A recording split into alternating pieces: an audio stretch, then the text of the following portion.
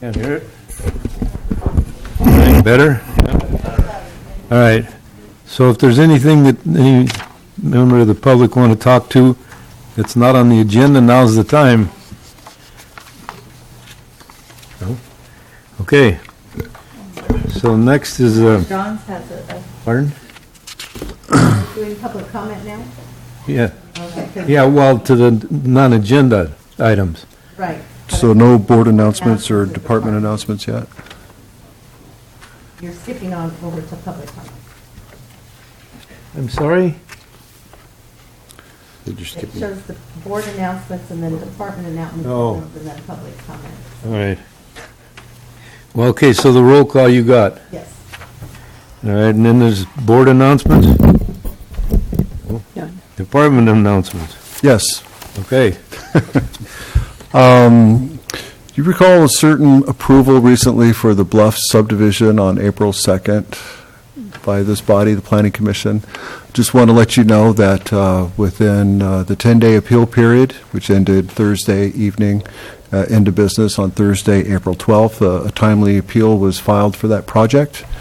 And under our county code, we're obligated to have that decision brought to the Board of Supervisors within 30 days, which they can open the item, they can amend the item, they can remand it back to Planning Commission for consideration. But the contention is that the Planning Commission erred in their judgment, and that would be a finding or some of the thought processes that the board would need to consider in their evaluation of the appeal. So while it starts at the board within 30 days, of which May 8th is the day that it would go to the Board of Supervisors, they have 60 days to make a decision on the matter. So they can open it that time, finish with business, and that's within 60 days, or maybe continue it until such time as to another board meeting, but be done with the matter within 60 days. So I just want to let you know that that's there. The appeal has been filed, and Okay, thank you. you bet. Okay, now we'll go back and about the public comment period. Is there any Yes. cards? Okay. Tim Johns? Can you get me back again? Yes. So are we getting 3 minutes? Minutes, yeah. Are you getting 3 minutes? Yeah. Okay, I just want to run through real quick tonight on Ridgemark, and this isn't towards any specific project so much as it is just Ridgemark in general.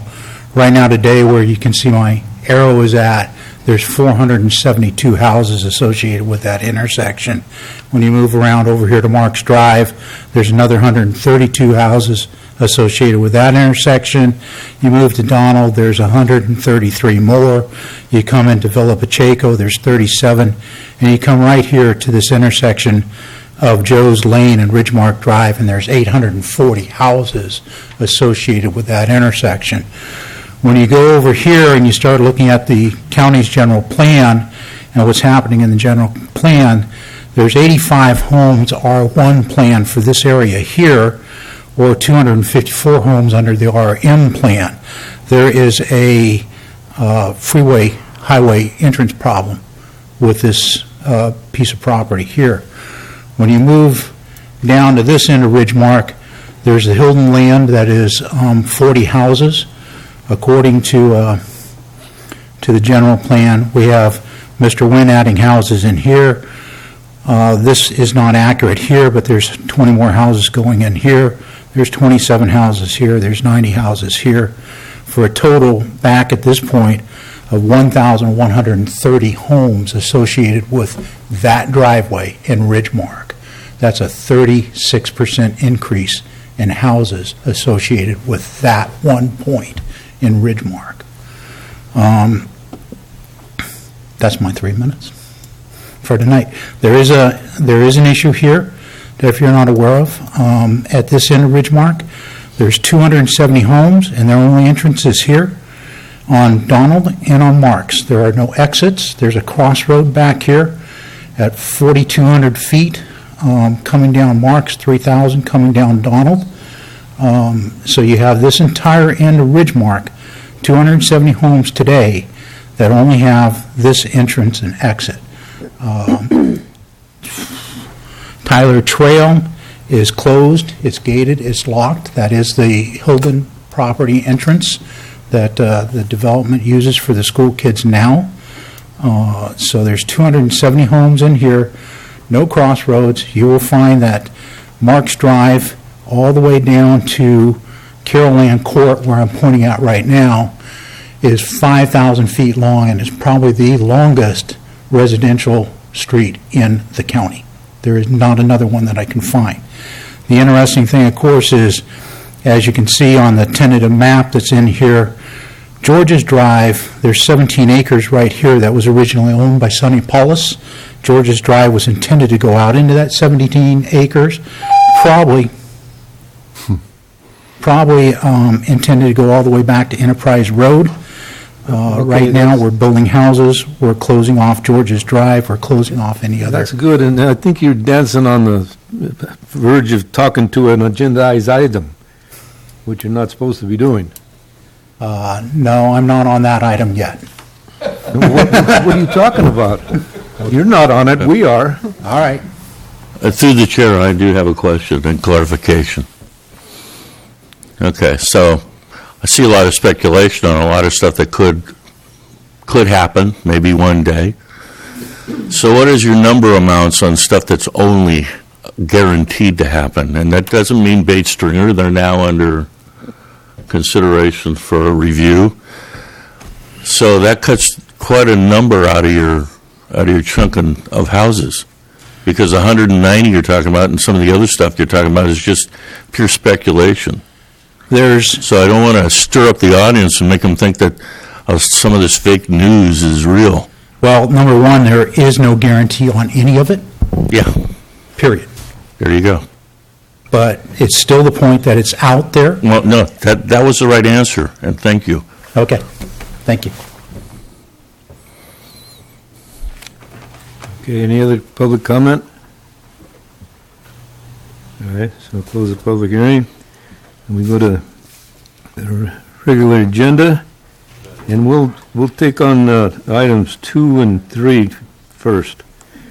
So the first one will be number 2, that's subdivision 1246-17. Mr. Chair, there had been a gentleman that raised his hand before you had closed public comment, but it did not stand. Did you have a speaker card in, sir? I did. No, not sure. Yes. We have them for one, but not, yes. But then I am. Is it for one? It's for the wind development on Ridgemark Drive, yes. That's number 1, correct? Yeah, well, we'll take that after we do the other 2. Okay, so it's not coming up yet. It's not coming up now. No, not this, at this moment, You will no. have an opportunity to speak to the matter in a few minutes.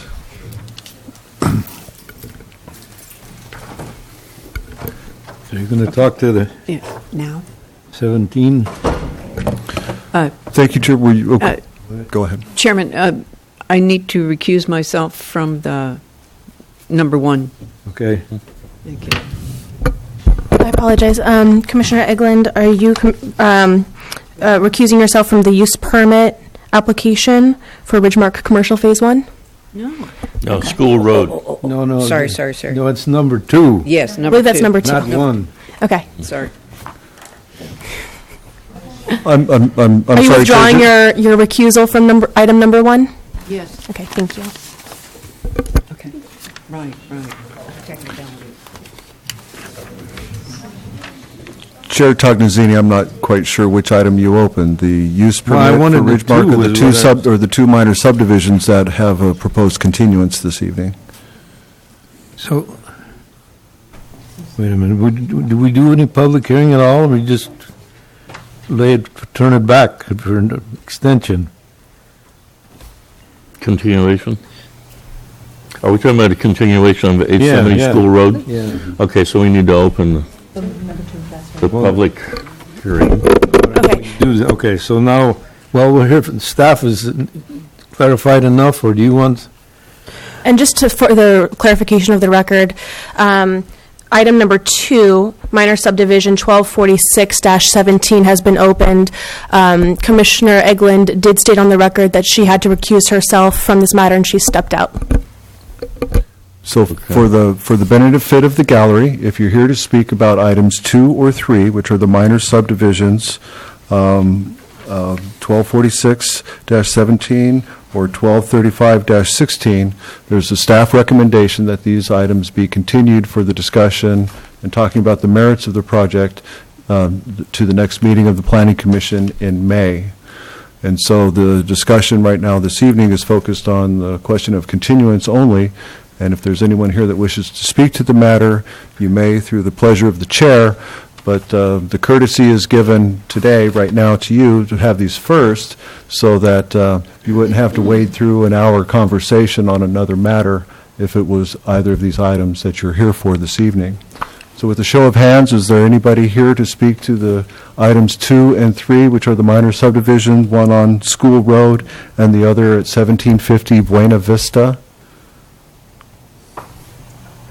Okay.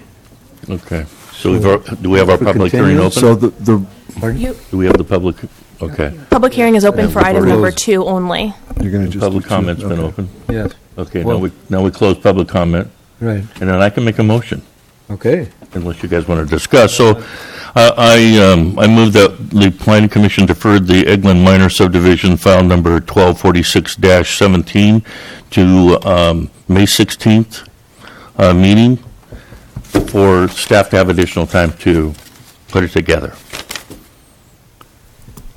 Second. Okay, Rodriguez. Okay, got a motion second. All in favor? Aye. Okay. Okay, now we can have Opposed? Valerie come Nobody. back in. Yes, can we ask Commissioner Eglund to come back in? Yeah. Yeah, we knew you were back there.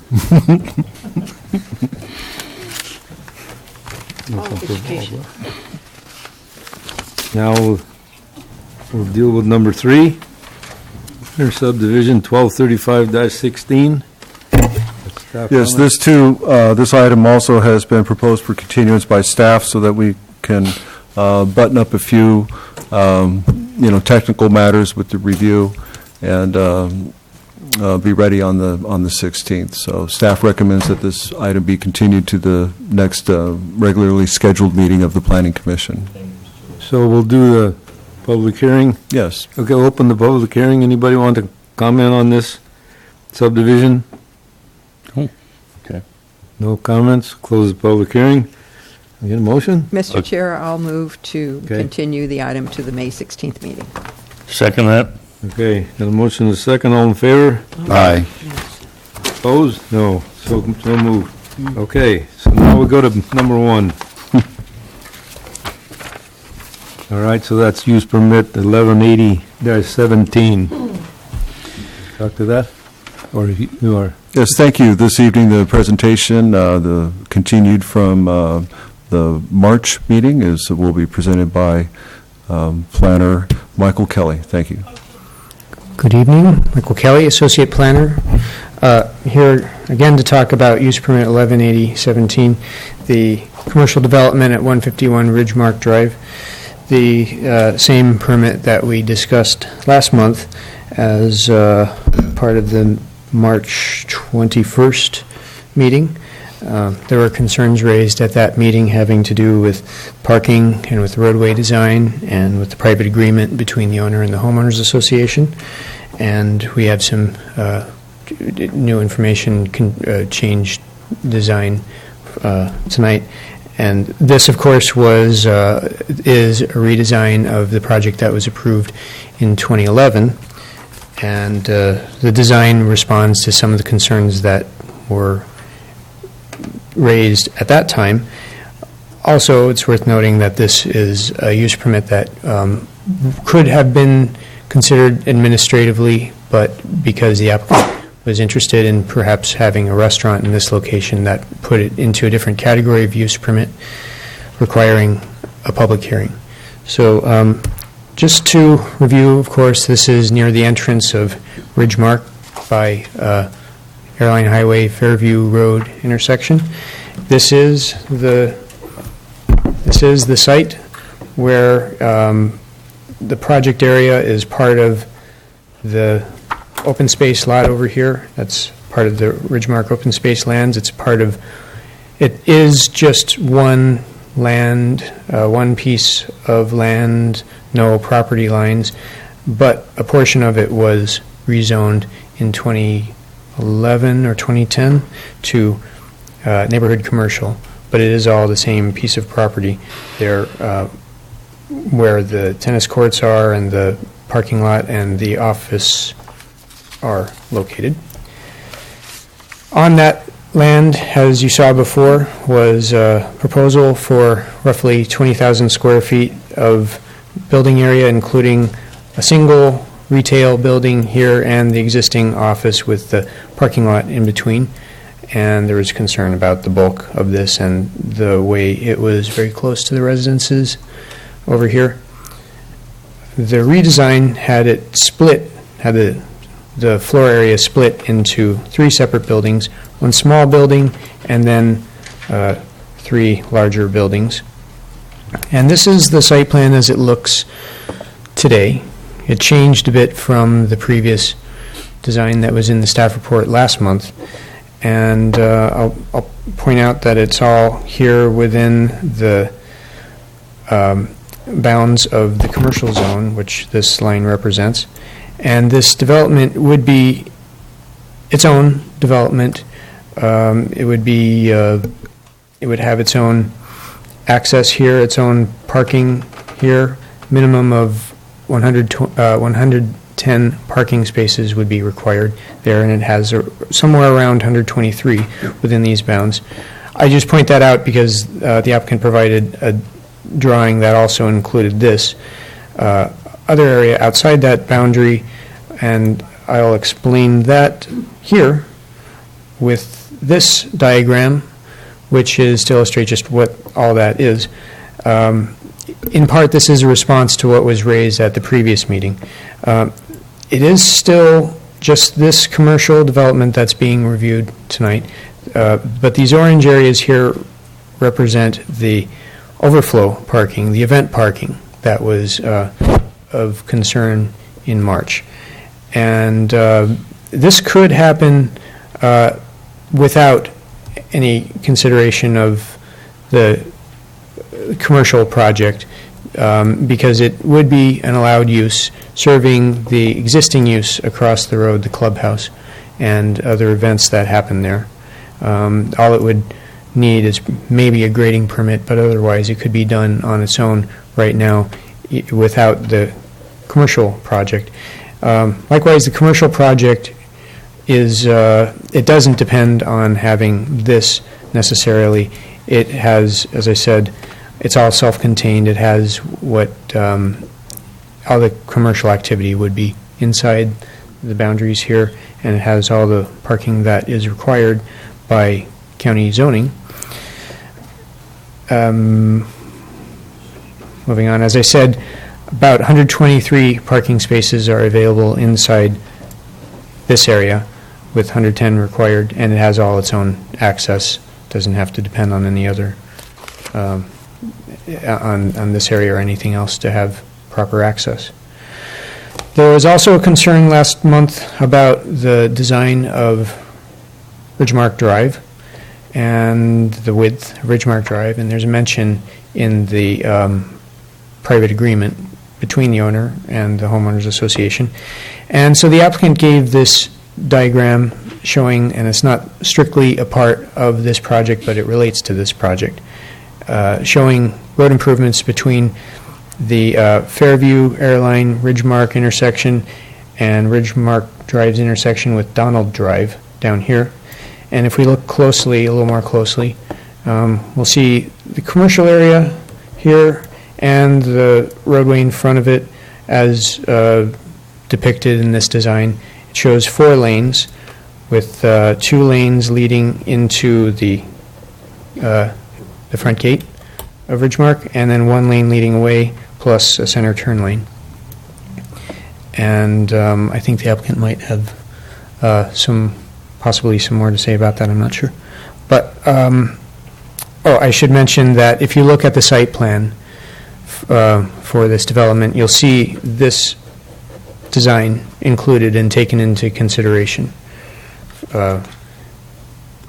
as part of that drawing. Another change is in the architecture. It's a very slight change. And you'll see the architecture as it was proposed, both that and this in the resolution as options, even though they are very similar. The main difference you see is the tower elements here. Largely, the rest of it is pretty much the same as it was before. And let me see, one more thing. Okay. So, putting that all together, staff's recommendation is still to hold a public hearing, hear all the comments on this, and to adopt the resolution to approve the use permit subject to the findings and the conditions. And the resolution includes the addendum, the CEQA addendum, to say that the CEQA work that took place for the previous project still applies, and that the conditions, while there have been changes in the area, the conditions have not so much changed that further environmental review under CEQA would be needed. The addendum says that that review would not be needed. So that's part of the resolution, which staff recommends that you adopt. And I can take questions. Through the chair, real quick, you've got Resolution 2018 dash. Blank space. Number to be determined. Number to be determined. Number to be determined, yes. Mr. Chair, Yes. I have a question. Okay. Michael, Yes. on the parking, Mhm. by reading the report, there was 100 spaces needing as overflow parking as mitigation on a previous project. Is that correct? As mitigation on the previous project. Overflow parking. Overflow parking, yeah. Well, there is the, let me see. What is included in this plan, what was shown in the diagram was 215 parking spaces. And of those, 110 lie within the commercial project area. And so that leaves 105 that could conceivably be counted as overflow parking. That's not the question. Is that, Could you put that diagram back up Yeah, with the sure. parking again? All right, so there is an additional 100 plus in that orange area up there? the orange area, I don't know exactly how many are orange here, but it's marked on this diagram that there are 215 spaces in this entire drawing. Of those, 123 lie within the commercial area, but counting the 110 as what's required, then you have 105 that are beyond the required number. Okay, all right, well, I guess that maybe I'm looking at it wrong, but, so, besides the orange area there, Yeah. there is other parking? Oh, well, yeah, okay. I don't know if it's evident here. Here are the buildings there, and then around the buildings are parking, which are colored white here. And then, I should mention, this pink area is marked as employee parking here. That, inside all of that would be the 123 spaces. Right, but then outside that area, there's still another 100 spaces? It Well, just doesn't look like there's that many spaces. Yeah, counting the spaces in the site plan inside this area did amount to 123. So, overall, it's 215 in this drawing. Okay. And the employee parking, the 39, 40 spaces for employees, that is included in those 110, or, Yes. okay, so we're talking about 110 minus, so we're only talking about 70 spaces then for clients, customers? Well, when you use the formula that's in the zoning ordinance about what is required for parking for these kinds of uses, well, I calculated the 110 spaces based on the different uses. There are different uses mentioned in the staff report, the restaurant use, the office/professional use, and the other uses that are there. And using the categories that are mentioned in the zoning ordinance, and the amount of square feet devoted to those spaces as proposed by the applicant, it worked out to 110 spaces. And so that would be not just clients, but it would also include employees. Okay, so the ordinance basically spells it out, X number of spaces per square footage, and that's for both clients, customers, and employees? Anybody who might park a car at that. Okay, so location. there's not Yeah. specific additional parking for the Not- employees then? Not specifically called out in the zoning ordinance.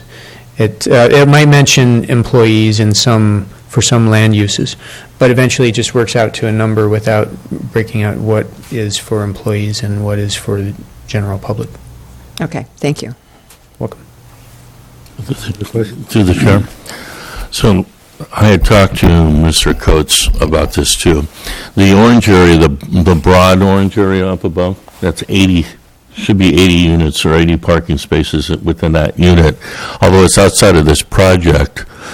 And then I would kind of question, is that consistent with the current zoning use in that area at this time? Because that's kind of up in the air as far as whether that's open space or whatever. The other thing too is if we're going to take the parking area away from events, then before another event happens out there, then we should have the parking go in.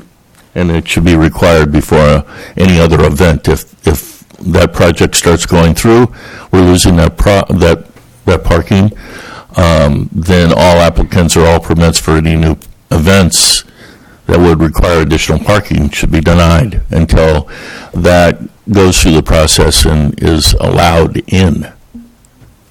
Would you agree?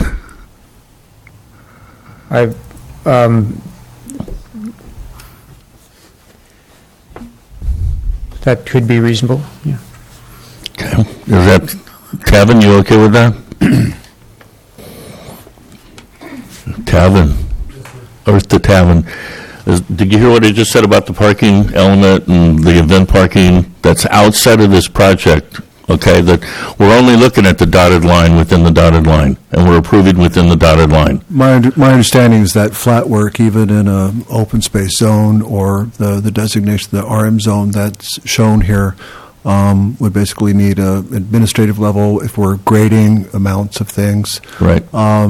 I would agree that seems a little incongruous, because how do we disassociate that with a land use and an activity that's happening? It had been my hope that we'd have a nice tight graphic that was pretty much just in the smaller piece of pizza there, the zoning triangle that has the dotted squares, however you want to describe that. Okay. But there had been a mention of, what about the overflow parking from the clubhouse across the street, which is also owned by the same owner. Right. And so they've demonstrated that they have the ability to place that parking, but that flat work and that orange area, and I hadn't had the number of 80 myself, so that was with your ex parte communication. But the thing here is that the commercial site within the triangle functions on its own and meets code. It approximately has 110 parking spaces for a calculated need of 123. And so that was one of the clarifications the Planning Commission had wanted, is like, give us a clean graphic so that we can show that this project is a standalone continuation or at least a modification to that use permit that had been approved several years ago. Agree. Well, we're not addressing that right now. What we're addressing is a concern by one of the commissioners that overflow parking area would be lost when the commercial element went through. Now, to be consistent and fair with Ridgemark and with the landowner, I believe they've used the driving range as overflow parking area before, and then could they also use that area over there for temporary overflow parking on a grassy area without any grading or anything? Would that be consistent? So we can make sure we have the overflow parking and the event parking kind of handled before we go forward on this project. I mean, it's happened before, probably conditional use or something, where they had, jazz under the stars and everyone parked in the driving range. Yeah, I take your point. It's hard to regulate if people are parking on the grass or not, especially if there's a party or a bar mitzvah or a concert on the grass. But when we designate and officially call it a parking lot or a parking area, I'm uncertain to the exact development standards that we would require. In some agencies I've worked with, that's curb, gutter, sidewalk, drainage, trees, landscaping, impermeable surfaces, etc. In other communities I've worked in, they want to make sure that it's decomposed granite, that it doesn't take away from the open space character, or with any of those physical improvements, almost like some subdivisions don't care to have sidewalks. It's like, boy, we didn't want a hard pavement, but if it's gravel, that's okay. Okay, so it's okay to go forward with this project and simply say the project stands alone, it's working well on its own, it fulfills all the requirements that we need, but any future events that might occur out there that need overflow parking, then we'll have to address that at the time. Right, and I mean, and how do you do that? I mean, people say there could be a place across town that people park out and they're shuttled in. Right. I mean, look at Concourse and other things. I am reminded, though, of the context of which Commissioner Pat Lowe offered earlier that I don't have the answer to, is that overflow parking area part of a mitigation, or in the context of another permit, another use permit? Is it tied in with the clubhouse and its uses, and it just happens to be shown here, or was it required? I don't have that answer, but I do know it's, even though it's shown here, a little obfuscation, but it's not part of this proposal before you. It was really was supposed to be about the restaurant and the delicatessen addition here. And the other aspect was, I'm sorry that both the applicant and staff didn't do better with a more focused, honed-in site plan, but the other item was we became aware of the private party agreement between Ridgemark Homeowners Association and the builder, in this case John Winter, Angels LLC, of an obligation to make improvements to Ridgemark Drive and that road. And I think your question was a great one, which is, well, if that road's going to change, would that have an effect on the site plan and the use permit that you're looking at right now? And so between the several exhibits and what's drawn on the board right now is they can happen. They're not, if to improve the road with this private party agreement, and which has a timing element to it, will not shift or move these commercial buildings. Right, and we could also incorporate, if the developers are okay with that, we could incorporate that, or elements of that settlement agreement within this project line, correct? As a use permit connected to the... part of the overall project, as part of the overall project line. By simply having the developers say, yes, they agree to that. And now we have it on record, and we'd have to go to legal, Barbara and Sarah, and kind of get their take. Just in terms of the provisions that are within the settlement agreement itself, for the commissioner's edification, that is an agreement between two private parties. The county is not a party to it, and so the county is not bound by the terms of that agreement in either way. So to the extent that this is an agreement between private parties, certainly the county should not be in a position of enforcing that private party agreement. And to the extent that there's any incorporation, whether it's voluntary on behalf of the applicant, that might be something that would be included in the project description, to which the planning commissioners may want to request the planning department go back and look at it in case there is an additional environmental review that might be needed based upon what the additional provisions of the project would be. And through the chair, may I add also, that private party agreement indicates an obligation on the builder's part here that before occupancy of the new buildings, the road work needs to be done. Right. And so I take that as quite a bit of incentive for the developer to get that work done so he can start collecting rent and have a commercial use on that property. So that's how I've read that. Okay, thank you. I have a question.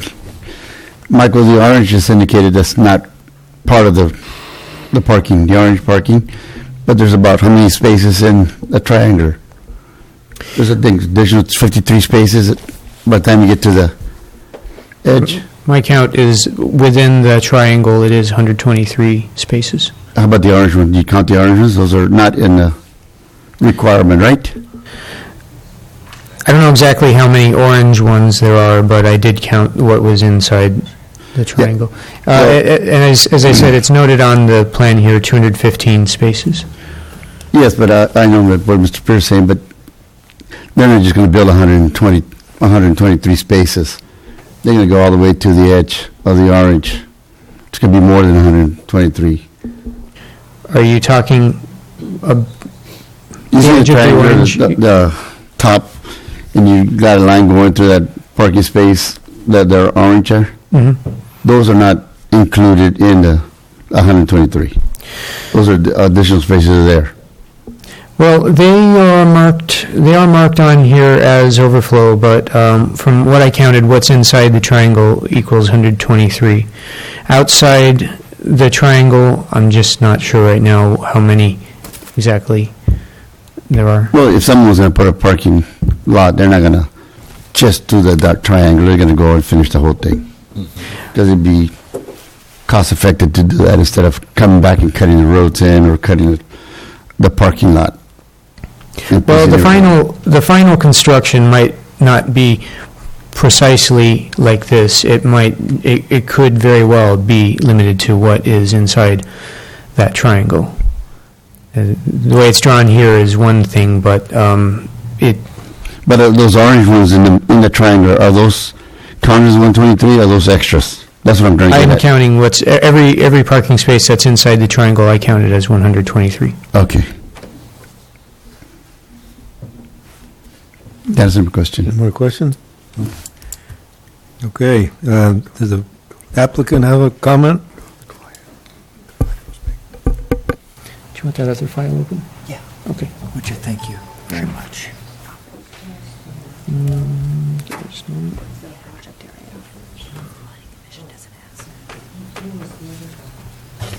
Thank you very much. Good evening, Mr. Chairman, members of the Commission. Gary Coates here on behalf of the Ridgemark Commercial Project. Before going through this, maybe let me jump right into the numbers because I can give you the exact numbers of what are included and what is not included. Within the actual existing triangular area that was shown as the original approval that was given to Mr. Karyotis when he came in. In our project right now, we have 118 that are in that location, and that takes into consideration access roads where the line went across certain spaces. That's strictly the employee and the white spaces, which were the project itself. The orange spaces add when you add those in, there is now 142 spaces within that whole area. So without going outside of the actual area that was approved by Karyotis, there's 142 spaces proposed. What we did, and I think if I advance, is this correct? Let me take it here. Oops. All right. In looking at this, if the orange spaces as we went, when we laid it out, we didn't want to just merely consider the one smaller space after the request to add in additional overflow parking, because if we just designed it for the triangle that was the Cariotis piece, which is right here, and we expanded it, the roadways wouldn't line up, you wouldn't have a very good use of the property to the best use for parking access. So what we did is we went ahead and we took in the whole area up to the back of where the Joe's Lane, up to the homes that are off of Joe's Lane, which is part of that old 18th, the very first 18, the number 18th hole, which is now the driving range hole. In our proposal if we were to go ahead in the future, but now it's unused. So what we did is we tried to put all of that in. When you total all of those spaces up, without the overflow of the orange, let me see if this is right here, without this counted, this is 80, there are 80 spaces that would accommodate in here. So if you take that out, there's a total of 210 spaces within this diagram. So you can get a feel for how many spaces we're looking. We were trying to, again, consider what was mentioned, which was a valid comment about how do you plan for overflow parking. So we showed that whole area. I think as Commissioner Pierce had mentioned, and probably Tavin even has had experience through Monterey County, when there's special events, there's parking on all of the grass surfaces and other areas. It's a very common situation. You put in a proper base underneath, and then you can park on top of the grass area, and it handles the flow. And we don't have to put gravel, impervious surfaces, we don't have to do that. It looks in a normal situation as a planted, unimproved area, but yet can be used for special events. And that's what was done on the driving range on this project, which in the old project, the driving range over here, today, that's where overflow has occurred on a number of special events, as was brought up. And it's a very functional way to do that. But on this project, we can go ahead and build in that original triangle of the Cariotis, and we can provide, as I mentioned, 142 spaces within that area to accommodate our 110 spaces that are required for the project. Then you add, on top of that, then we'd have another 32 spaces, if you will, that would be basically overflow if that's all we developed in that existing paved area you see out there today. Does that, everybody follow those numbers? Does that help clarify what we're looking at number-wise? Yes, I'm sorry. Yes, it does, but it's important to remember that what we've got in front of us tonight is only that blue project area. Mm-hmm. We're only approving the commercial project area only. Mm-hmm. Okay. And that's perfectly, we tried to respond to the question that was raised about the overflow parking to show how it could be accommodated, and that's what we put in there. If the commission said we just don't want you to go in there, just stay within your triangle, perfectly fine. We're over-parked on that for what our requirements are. And I think, as your staff has mentioned, when you get into your calculation of parking code requirements, your employee parking and usage patronage parking is all grouped together as when you do the number. And so we called out the area in pink here for employee so that the folks that lived in Villa Pacheco would not have a lot of cars going in and out constantly. We'd be people parking there for 4, 6 to 8 hour shifts, so there would be less noise, less lights, less impact on our surrounding neighbors. So that was why we had chosen that, and we can dictate that in ourselves by telling our employees where we can go ahead and park. So from there, there were 3 questions that were asked at our last Planning Commission meeting when we were here. One of them dealt with the parking, which we've addressed here this evening. The other dealt with the roadway. And as was mentioned by your staff, there's a settlement agreement that is a private agreement between Mr. Wynn, the owner of the golf course, Ridgemark Golf and Country Club and Angels, and the home association, the homeowner association. And that agreement calls for certain improvements to be done and the timing for those improvements. And it specifically calls out the Cariotis old original area, and now, again, our area, which we are shown the redesign. And what it does is it says you must put in, prior to occupancy or operate, it refers to the word operating. Prior to operating the first building, you must improve the road to 4 lanes. If that's not viable, then you do 3 lanes. We've had our engineer look at it. 4 lanes is acceptable. And so, as a part of that, we have agreed with the association that we will be putting in the 4 lanes. And we want the commission to understand that that is our intent. From Highway 25 back to Donald Drive, there will be 4 lanes. The project itself has been designed so the setbacks on the new buildings accommodate those 4 lanes. They won't be coming out and changing it later or doing anything of that nature. We've incorporated that. That still gives us the parking and everything within that activity area of the original approval of the Cariotis project. So we have gone ahead and done that. The question also was raised about the width necessary. As you come off of Highway 25, there's a larger apron turning radius coming in, and there's a drainage pipe that runs under there that handles drainage from the north side going onto the south side, where there's a collection area that does percolation during rainy season period. The pipe actually extends beyond the roadway, so you in theory have up to that area that you can put in environmentally, and you don't get into impacts with respect to biotics or any of those. However, there's enough adequate width in there with some shoulder work that we can put in all 4 lanes, so we won't have to be increasing that process. From here, the other question we had dealt with the architecture. And the architecture was what we were looking at trying to propose to put in here so that it would be consistent with surrounding areas. What we wanted to look at doing, and this is the architecture that we're proposing, is we want to have the architecture here come up with something that is different, it's unique. We don't want to have residential architecture. We don't want people to confuse this to a residential project. It's a commercial project.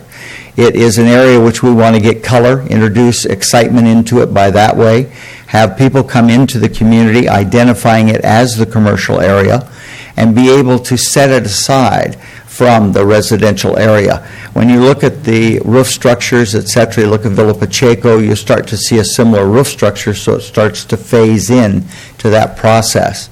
What we also want to do here is this is going to be the primary architectural intent that will be put onto the clubhouse.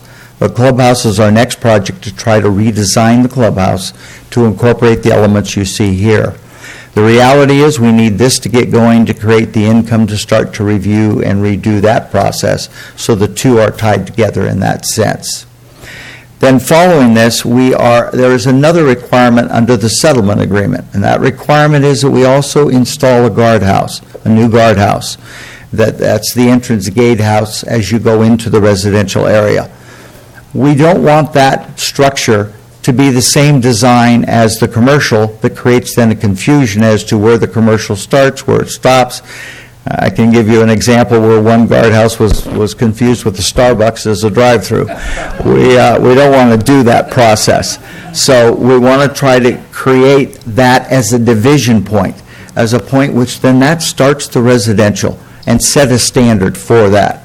So with that in mind, we've come up with the following architecture to improve that entry gate. So it now starts to have a more visual appearance of a residential area going into the residences which are behind this area, separating it design-wise. And we purposely did that for the reasons that I've mentioned to you. This is the road design which we've gone through that shows the exhibit showing it all the way across, and your staff has done a very good job blowing it up in front of the commercial, showing that all 4 lanes fit in there. And so at this point, what we've attempted to do is go back, address the points that were raised at your last meeting. We have design-wise given what we think is an acceptable architectural design. We've reviewed the conditions that your staff has laid out with the findings on the residential. We had one that we did want to discuss as some flexibility. and that is, there is a comment in here that deals with the project description, which is on page 10 of 15, and it refers to Exhibit A, approved use. And the second paragraph spells out the total area of square footage, and it gives you an assigned for various different uses within the area. 10,000 square foot would be retail sales and services, a minimum of 4,600 square feet of office and professional use, a maximum of 3,000 square foot restaurant, and maximum of 2,400 square foot of a delicatessen coffee shop type use.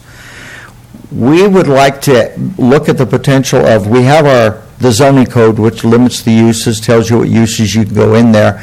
When we assign these uses, and we did give these to your staff, so we gave them to them as our estimate of what we thought we were looking at, and that was used to determine the parking space requirement, because it's based upon if restaurants are higher use than a regular office use or a regular retail sales use.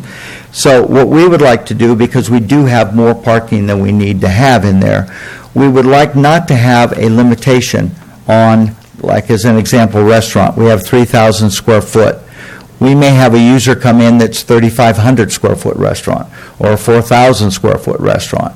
We don't have a problem if the commission said, all right, well, why don't we do this? Let's say that no more than 50% of the floor area, no more than that, be into food service type uses. That's fine. We're not looking to put in a full food thing that's all you have is restaurants. No, we're looking to do retails, et cetera. But we don't want to be hamstringed if some restaurant comes in that's a really good restaurant that's 500 square foot more than we have in here. So we would like that consideration to amend that requirement.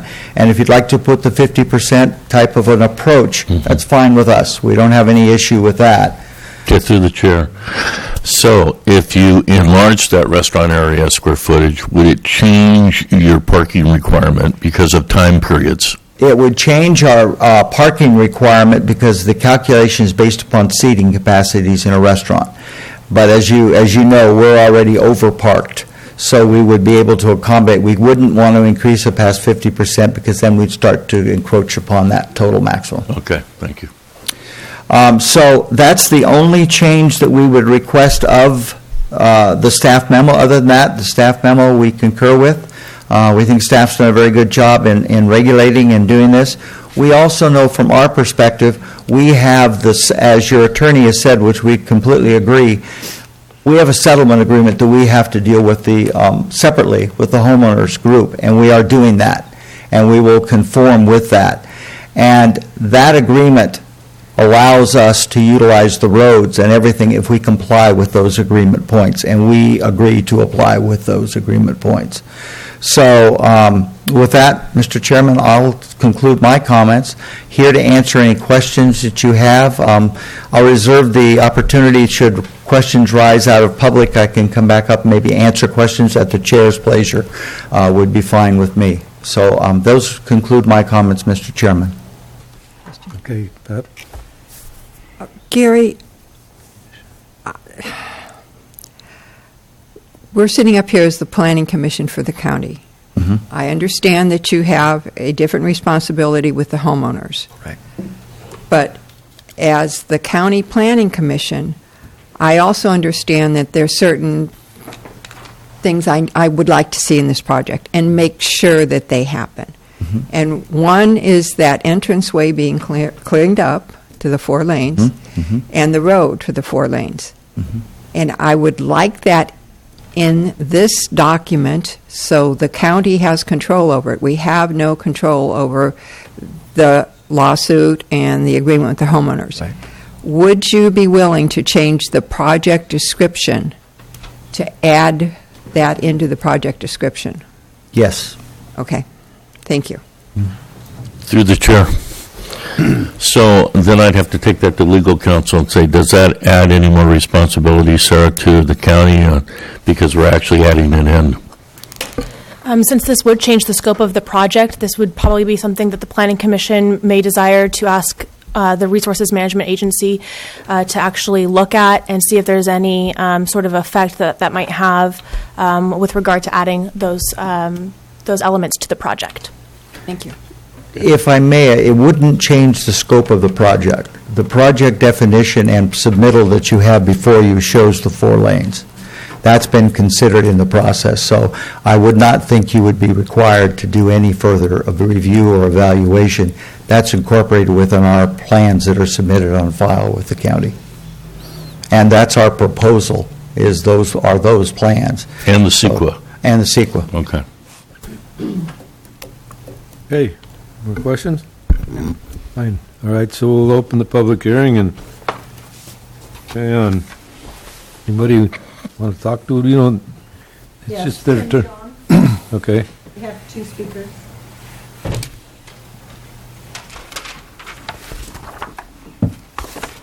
Can you give me back to the other website that I had up here, please? Okay. You're going to have to, Thank you. Yes. I think we can do it on the fly. We'll see what comes out of this.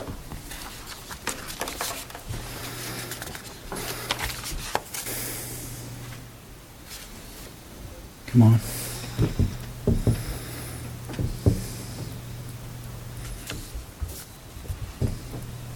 It's okay, your time doesn't start until you start talking.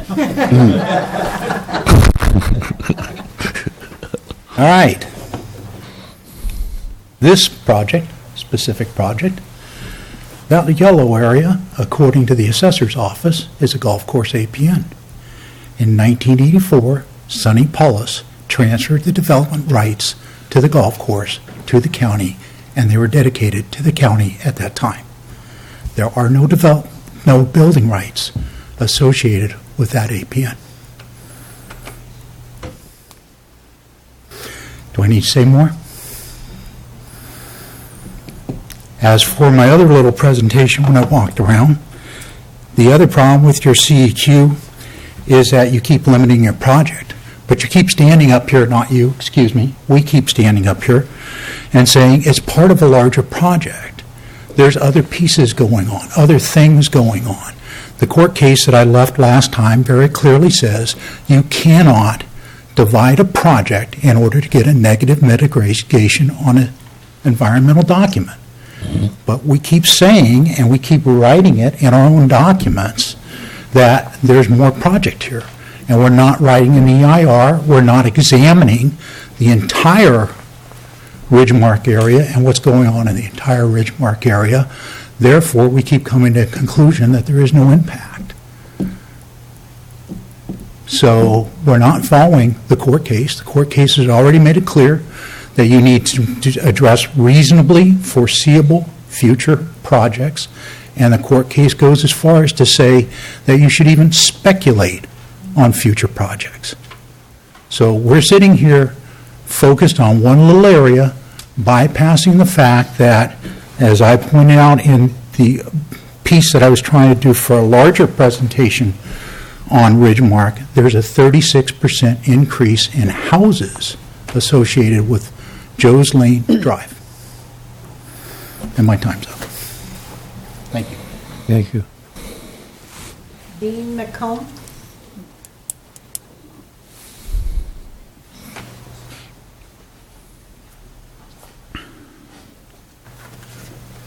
Hello, my name is Dean McComb. I have a question I would like to address to Mr. Kelly, Mr. Coates, and to the commissioner and all of you. It is a question about impact in this widening of the road Ridgemark Drive to 4 lanes. Don't really understand how we're not going to be impacted greatly, as I would say, it's my opinion, that about 90% of the traffic going in and out of Ridgemark happens at that gate, in that intersection. And also the widening of the lanes, if for those of you who have come up to Ridgemark and you're going down that road towards the guard shack, there's a cute little white wooden fence that you'll see on either side. Okay. And right off that wooden fence is a steep, I think it was brought up, I think Mr. Coates talked about that, the drainage that goes through it. And so there's a steep ravine on each side, a steep ravine.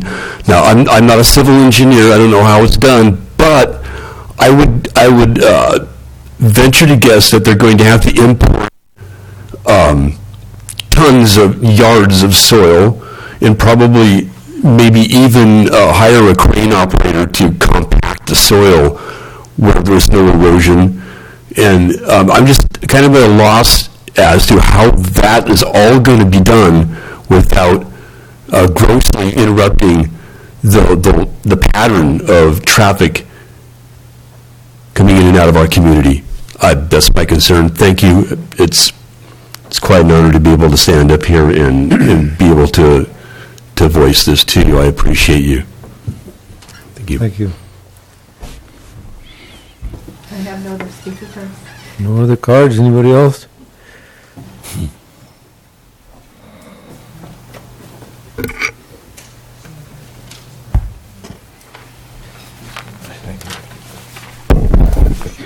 Steve Rosati, San Bernardino County resident.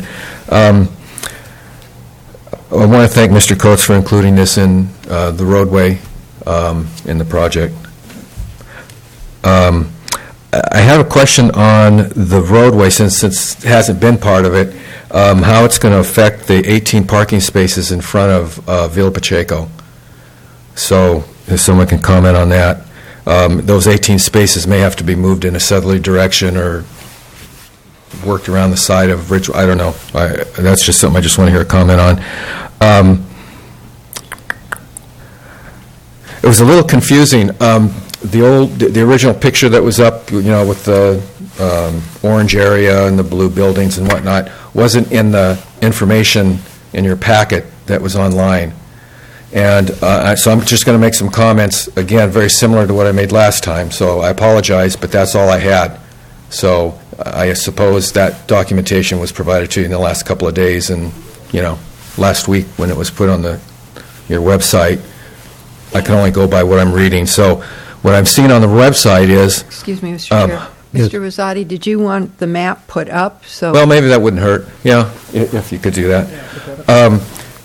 I'm reading, at least on the documentation that I have copies of and whatnot, that there was 185 spaces that are going to be provided on the staff report, and then Exhibit A of your resolution was talking about 185 parking spaces as well. And I hate to keep harping about parking, but it's important for everybody. It's important for shoppers. It's important for the owner.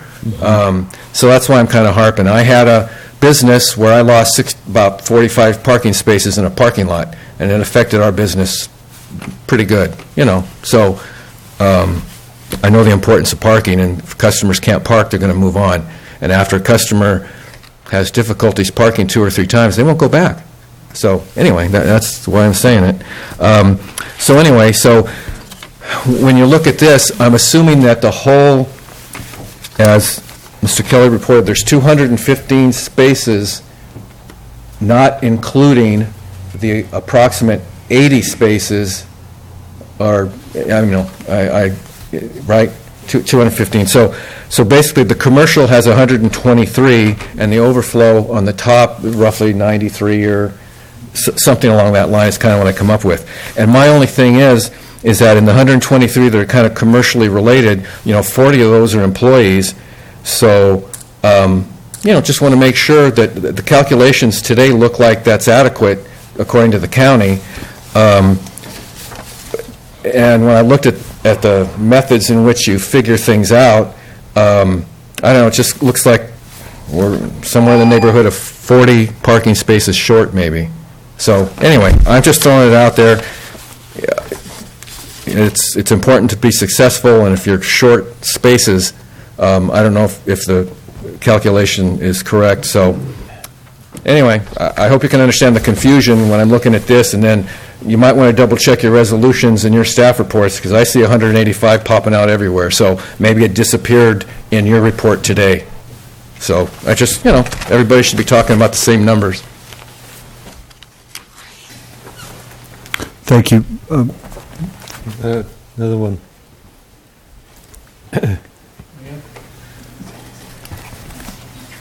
No, it should be 123 throughout. It's a typo. It's bad.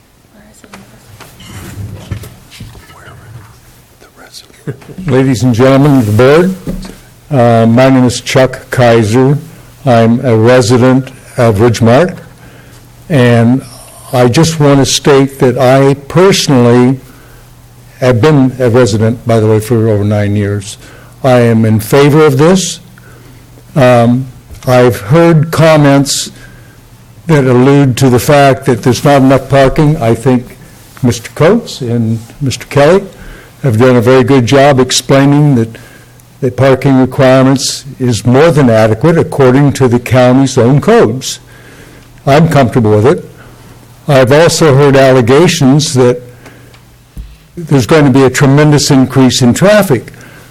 Well, actually, if you looked at the agreement, the settlement agreement, the developer has to put in a manned gate at the south entrance to Ridgemark. My contention, and you can draw your own conclusions, is that that's going to alleviate traffic from the front, not add to it. Furthermore, I think it would be nice to have the commercial center here because it will save me making trips and all the other residents into town to go to Nob Hill, Safeway, et cetera, et cetera.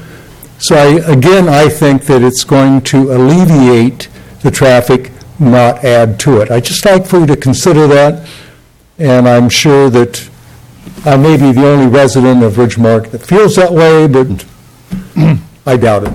Anyway, thank you very much for listening to me. Through the chair, just for clarification, Mr. Kaiser, the man back gate is part of the other project, the Bates Stringer project of the 98 units. I don't believe it's part of this commercial. But it would still probably have the same effect of using the back gate more.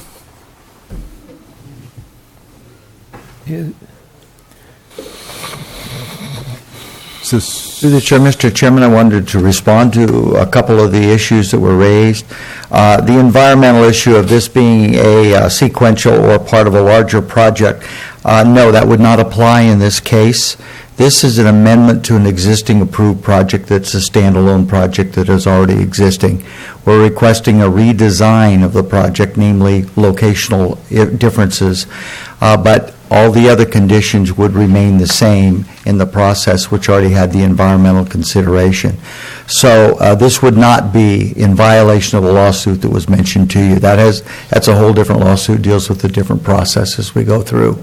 Whether anything else happens to Ridgemark doesn't affect this project. This project stands on its own and moves on its own. There are... Gary, yes, stop you there. So yes. This is actually part of the Karaoke's project that was approved by the supervisors. What year was that? 2010? 2010? 2011? 2011. Yeah, so this is just an addendum to that original project, and that's why I keep alluding back to the blue line. Right. Okay. And this is the Carriotos project that was approved that is, in theory, today we could go in and build that project. It's already got its approvals, provided we lived up to the conditions of our settlement agreement, et cetera. So that's why I say this is not a situation which would be applicable to the issues with respect to the environmental process. A question was asked about the width. Our engineer, Kelly Engineering, has already gone in and looked and said that there is adequate width to accommodate the 4 lanes within those in the right-of-way area, the ownership area, without going into the slope area. So according to Mr. Kelly, and I don't mean to speak for him, but he's not here tonight, but we've looked at his drawings and gone through. Oh, is he here? Oh, there you are, Matt. Maybe you want to come up and answer. Is that correct, what I'm saying? I think so. You think so?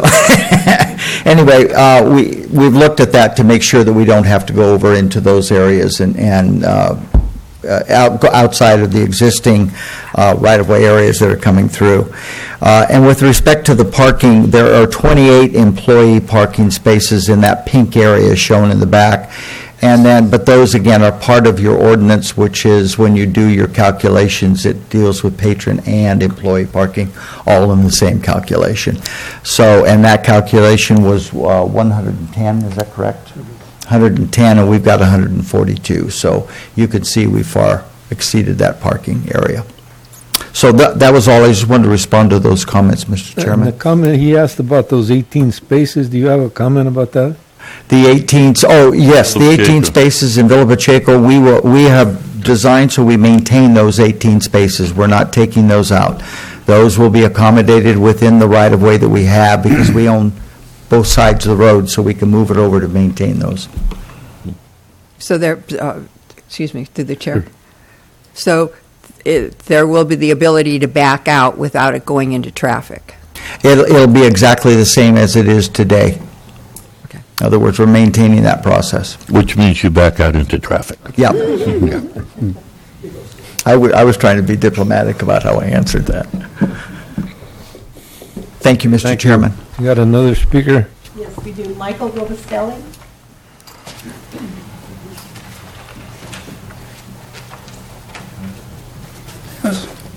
Thank you. I just want to reiterate once again that two speakers have talked about more traffic out the back gate, no stop signs, not a four-way stop, dangerous as it is.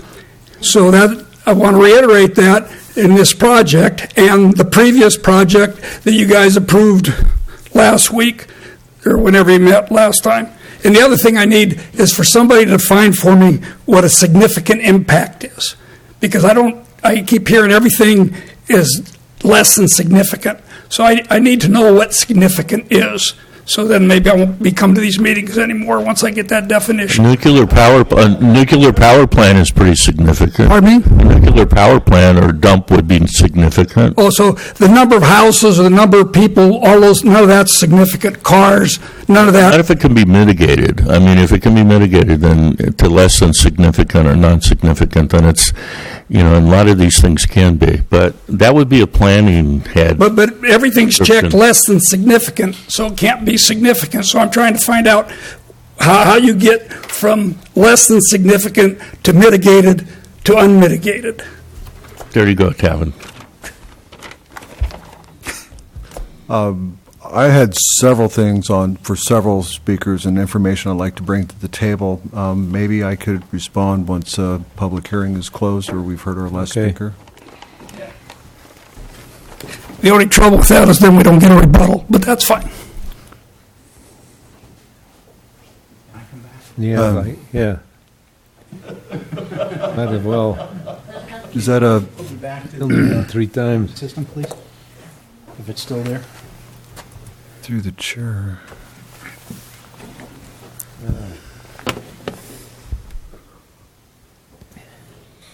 Excuse me, through the chair, oh. Could I make a comment before you start speaking? Sure. We see a lot of people come back, and we're going to have more coming back because they say you did it for him. So, my opinion, I would say no. He already had his 3 minutes. Because we can have another speaker, well, I want to go back. Yeah. And then, we'll keep this meeting dragging on forever. That's my opinion. Yeah. I would say no. He's already had his 3 minutes. That's it. Yeah, well, especially in light of the fact you've been up there twice. Maybe that's enough for this evening. What do you want me to do? You Well, want me to no, sit down, or you want me to go ahead and start? Well, you don't need to. We don't need any more comment. You already had 2 shots at it. Okay. So through the chair, the staff is ready to make some responses, bring some information to light, unless you find there are new people who have not submitted a speaker card or come to the podium yet during this open public hearing part. Any more? Okay, we'll close the public hearing. Okay, thank you. One of the benefits of public hearings like this is just like with Neighborhood Watch, we don't personally live in the neighborhood or see every one of the nuances, but it's intensely familiar. The gentleman who pointed out the typographical error we have with in the Exhibit A, page 10 of 15, showing 185 car parking spaces is incorrect. Mr. Kelly has said in his presentation several times that in that blue square for the commercial is 123. All right, and if you added the square footage of the uses as outlined right now, really the code would generate the need to provide 110. And so where we see on Exhibit A, on 10 of 15, or other places that it may appear in the resolution, that number I suggest in a motion would be, if there is a motion, 123 parking spaces. There was also a question regarding, and it was actually Mr. Coates offered that the square footages limiting the different office and retail and professional uses to specific square footages. I think what we could do as a suggestion is we could keep the language in there that says that permissible uses on the 2.43 acre subject property shall include all uses listed in county code, et cetera, with the approval of an administrative permit, and shall also include a restaurant and delicatessen. And then the last two sentences where it says the floor areas shall comprise a minimum of. I suggest we actually have a condition of approval that's added that basically, like, the applicant shall submit tenant improvement plans for review and approval by the planning division for consistency with parking requirements and being within the 123 parking spaces outlined in the commercial zoned property. So that would mean if they had a larger restaurant tenant that was going to use a larger proportion of those parking spaces, that we're counting and checking them off by that time, so that it's going to be the last person that does the TI that's probably got the tightest fit on how many parking spaces, but to allow the applicant that flexibility. So it's a way to, I think it would be very awkward if we, even though it was suggested by the applicant, if we have a 3,000 square foot limitation on the restaurant and we've got someone that comes in at 5,000 square feet that's just great and needs that, would they have to come back to the planning commission, split hairs, or would they have to find a new way to provide additional parking so that they can meet that occupancy underground? So I think there's a way that we can kind of hold the reins a little tighter on unit by unit tenant improvements. We don't do business license review here, but yet through our planning department review of building and tenant improvements, we could do the calculation, right? Because a delicatessen has more persons per square foot, aka more parking space needs than dry goods or a dress shop, which could be there. And I'd also like to just really iterate that while the commission expressed concern and wanted to see diagrammatically the road, the 3 or 4 lane road, it is really separate and distinct and not part of this process, not part of this proposal. Entertaining conditions on it or making requirements or tying it into this project, I really think are apples and oranges.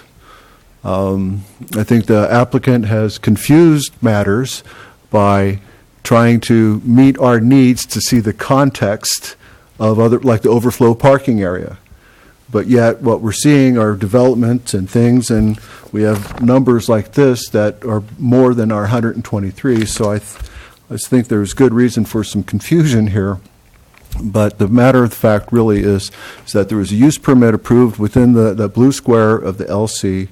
They've come back with a different architectural design. The road is not a part of it, so even the 18 spaces, that development's going to happen on its own. And with the agreement with the landowner, with the homeowners association. And regarding the graphic, the colorful graphic, and it wasn't in the package, it actually, day before yesterday, Gary, what was that, Monday?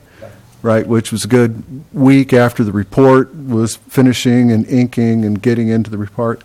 So we should have sent that one back to you and say, no, just the blue little triangle there. So my apologies to the public, because that graphic is rather new for us as well.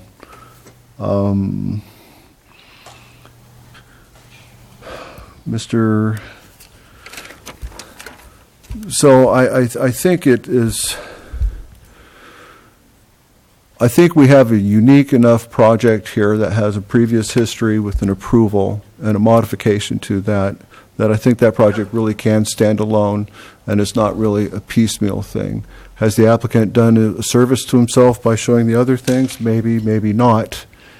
Okay, but I don't think we can really, I think they're separate and distinct, and I don't have a CEQA issue.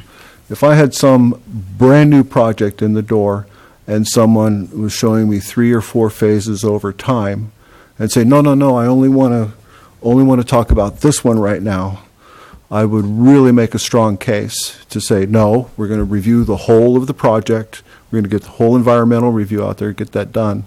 I don't really feel that this is a case for that.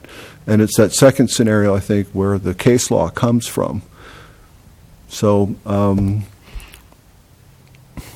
were there any particular begging questions you had of staff other than that?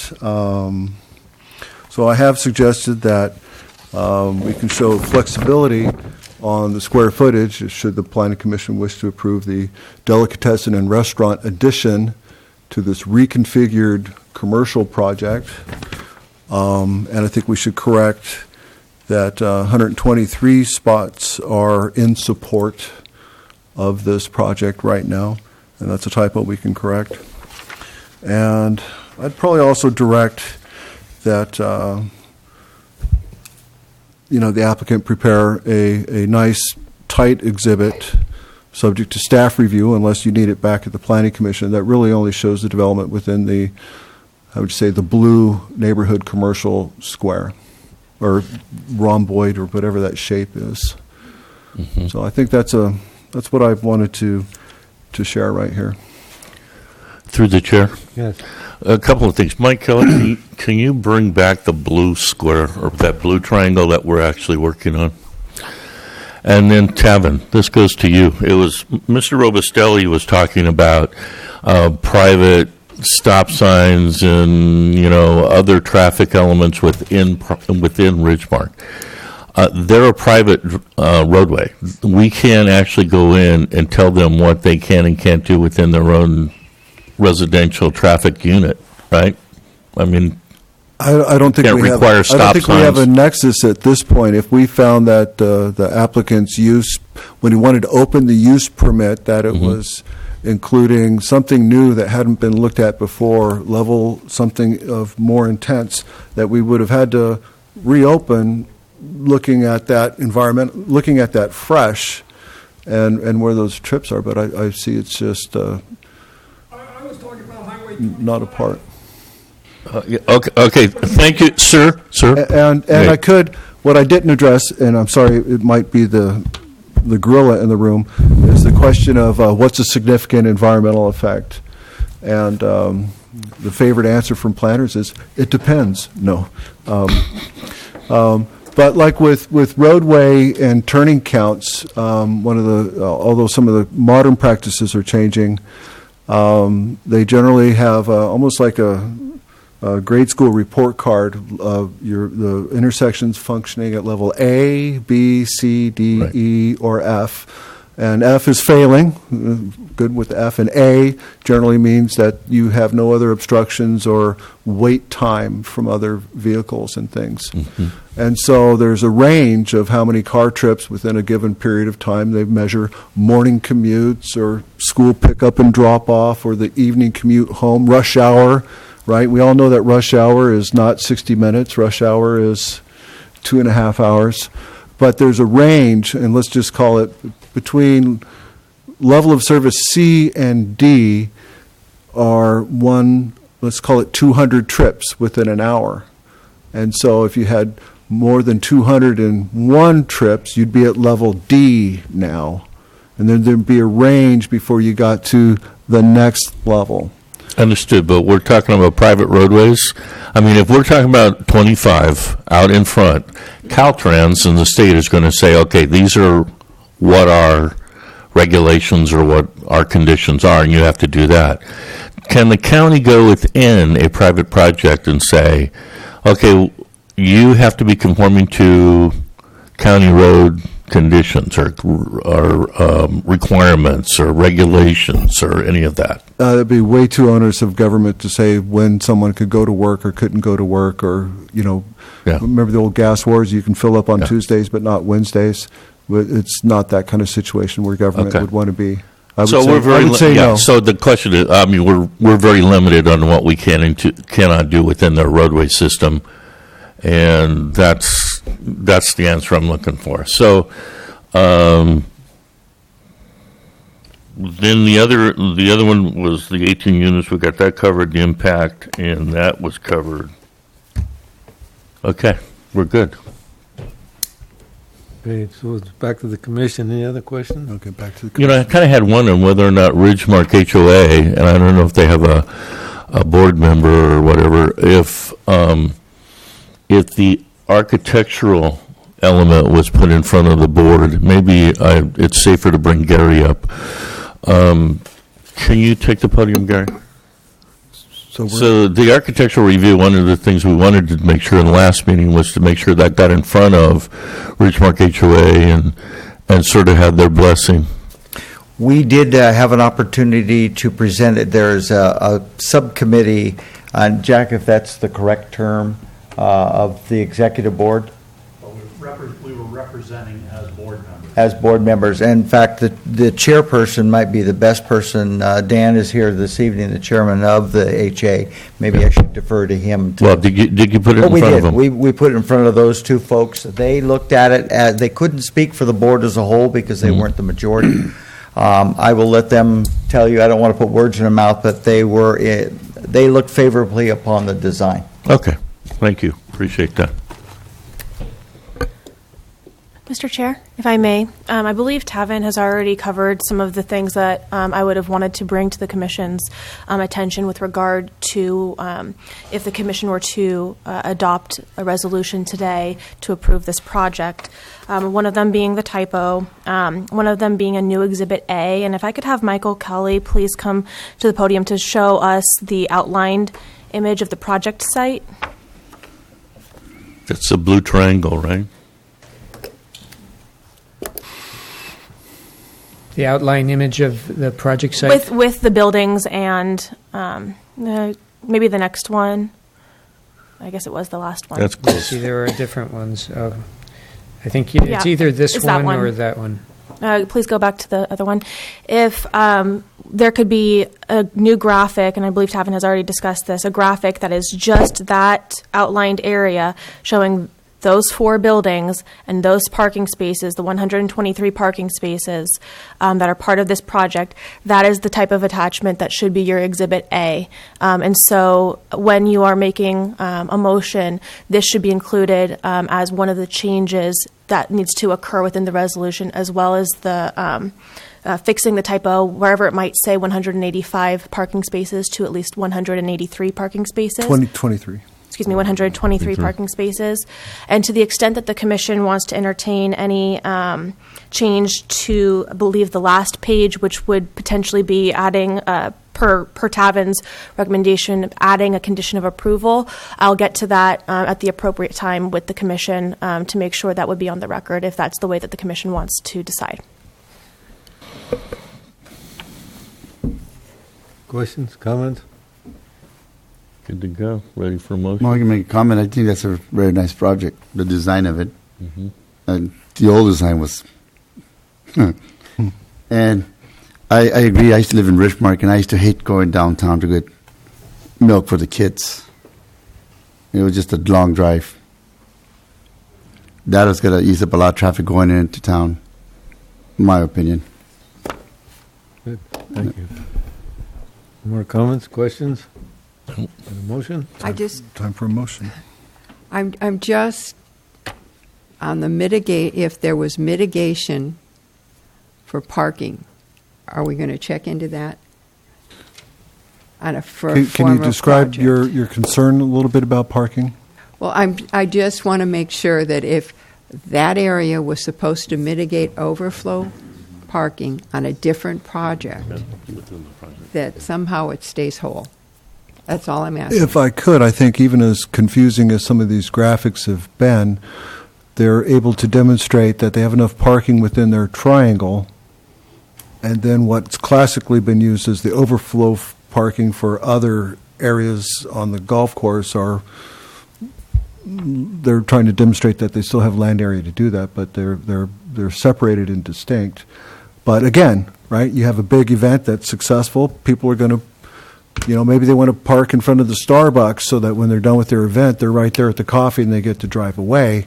But yet event parking is over there. It's hard to corral those types of things. But are you saying you'd like me to look into where overflow parking for other sanctioned uses might be? No, what I'm saying basically is if there was restrictions put on that area for overflow parking as mitigations for some other approval, that we keep that whole. Does that make sense?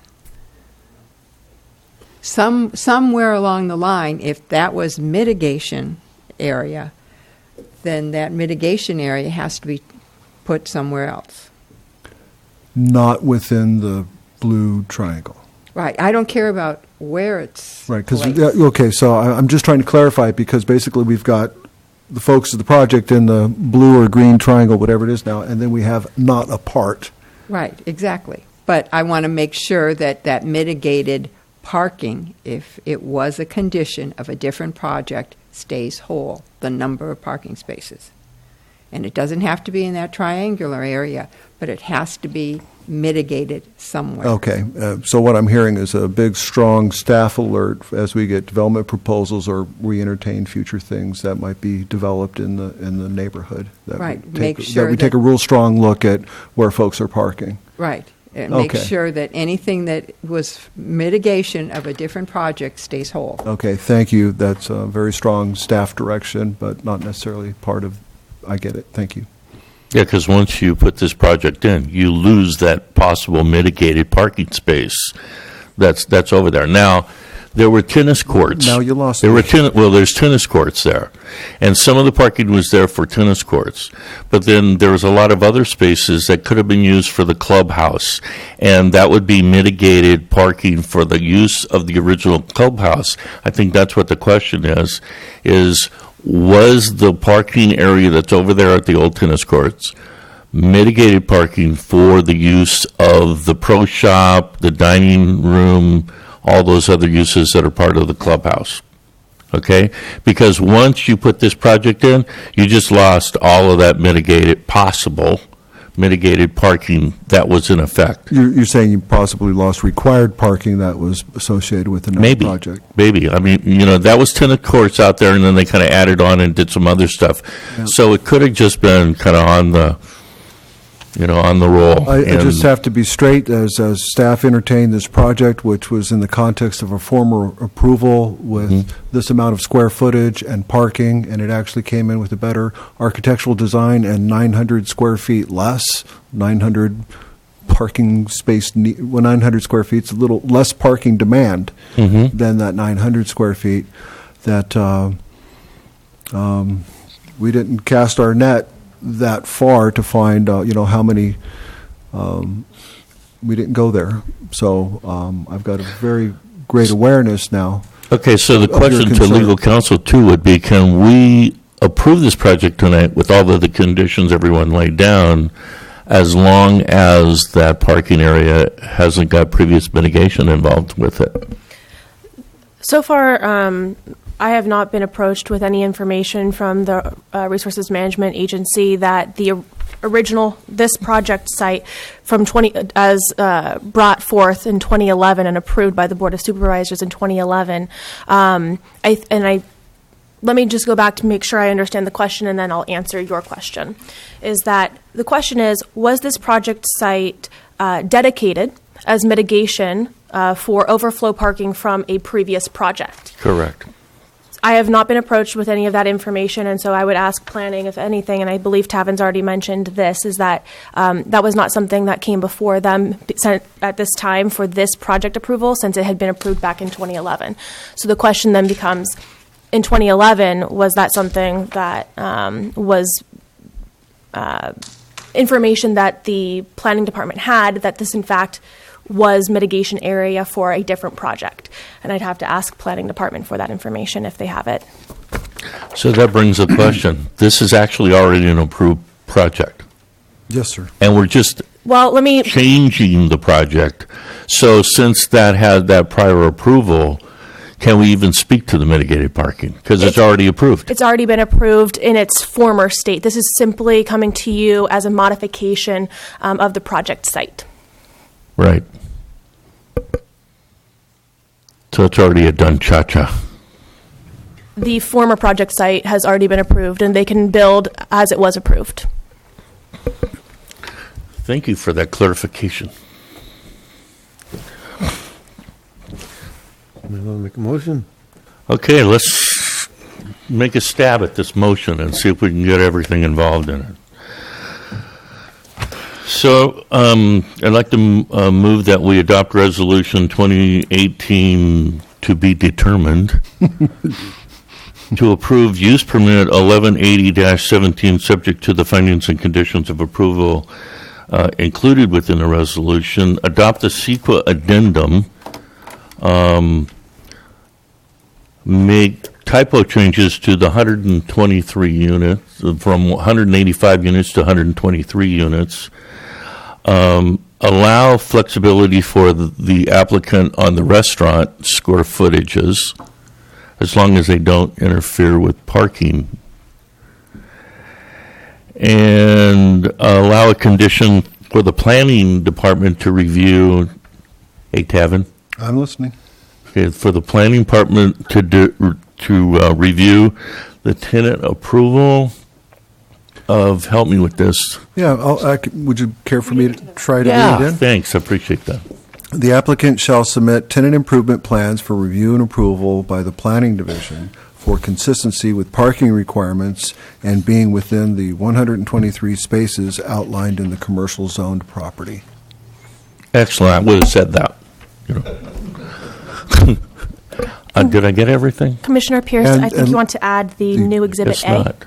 Add what? A new Exhibit A to include just the Yeah, project let's site. add Exhibit A, so we actually know that the area we're accepting and adopting tonight is this site plan within the boundaries of the green dotted line.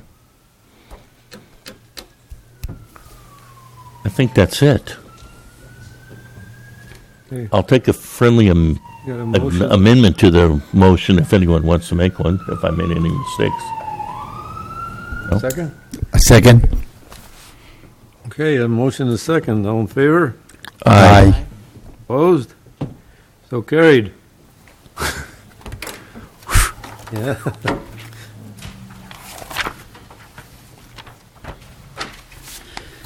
So Gary, how soon till you come back with changes